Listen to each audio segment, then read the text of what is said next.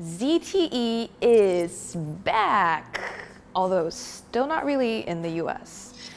After a year of struggling with the US government, the Chinese company finally saw its export ban lifted in America after coming to terms on a settlement agreement, and is here at IFA to launch a new phone. It is the Axon 9 Pro. I'm holding it here in my hands. However, unfortunately, it's not coming stateside. Don't ask me why it's the Axon 9 Pro and not the Axon 9. We will not really talk about that, but it is an intriguing phone with one real standout feature here, but also all of the makings of a flagship device for a relatively reasonable price. So this is something that it seems like American users might be missing out on, which appears to be a trend this year. Let's take a closer look at all of the things that make this phone tick.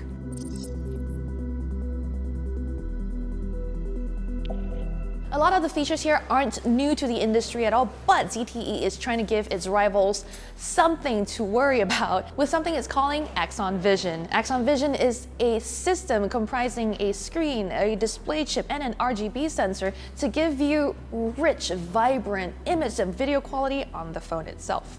So what we're looking at here is a 6.21-inch display with an 18.7 by 9 screen ratio. You see the notch there. That is a sign to you that this is an all-screen device. But Axon Vision isn't just about the screen, it's a combination of things. You see an RGB sensor if you look really closely up top right there, and it'll detect your environment's color temperature and adjust the screen's temperature to compensate for it. According to ZTE, what this is going to do is the processor that is built into the phone will all content that is playing or pushing through the screen. So anything that is displayed at all, your pictures, your games, your Netflix, and both downloaded and streaming content will be improved by this system. It's going to make content smoother by adding frames to things like 24 frame per second videos or 30 frame per second videos and bump it up to 60 FPS. So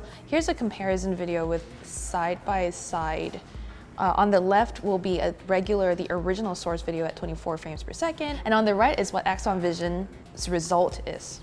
You can see, first of all, the green is richer because it's also boosting the color, making it HDR10 compatible because this display is HDR10 supported.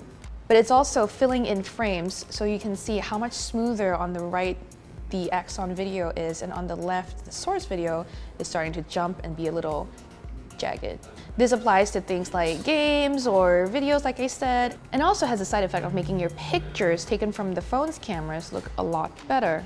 So in addition to all of the work that the processor is putting in, this also looks really crisp thanks to the OLED screen. It's brighter than most LCD displays are and with better colors. Another new feature to the Axon line is the face unlock, which isn't going to work because this isn't my phone. It's not the newest again in the industry, but it's a nice convenience to have. Up front is a 20 megapixel selfie camera, which is pretty sharp and took not bad portraits for me. On the back, with a lot of Axon phones, we've had dual cameras on the rear before, but this time around, you've got a 20 megapixel wide angle camera on top, which can capture up to 130 degrees wide of an angle, and then below that is a regular 12 megapixel sensor. Both are RGB as opposed to one color, one monochrome from before. Another mode that it enables is the portrait mode we already talked about. This uses the two lenses to create an artificial depth of field. And then sport mode, which helps you stay on subjects like that guy running across the frame and maintain focus on them. The Axon 9 Pro will run Android 8 Oreo, which is admittedly a little bit outdated at this point, and it will be powered by the Snapdragon 845 backed by 6 gigs of RAM and 128 gigs of storage, which is pretty nice. The Axon 9 Pro also packs a really big battery, 4,000 milliamp hour in this cell here, that's comparable to the Note 9. It should last long enough even to power that display processor. Like previous Axons before, ZTE is paying attention to audio quality with the Axon 9 Pro, except this time it's pushing that hi-fi DAC sound through the USB-C port instead of a headphone jack. This is also the first of the Axon series to have water resistance up to IP68 submersible in water, as well as wireless charging compatible with the T standard. Also, for those of you who are concerned, it is also the first Axon handset to come in this particular shade of blue, and it's, subtle enough to pass by if you're not interested in eye-popping colors.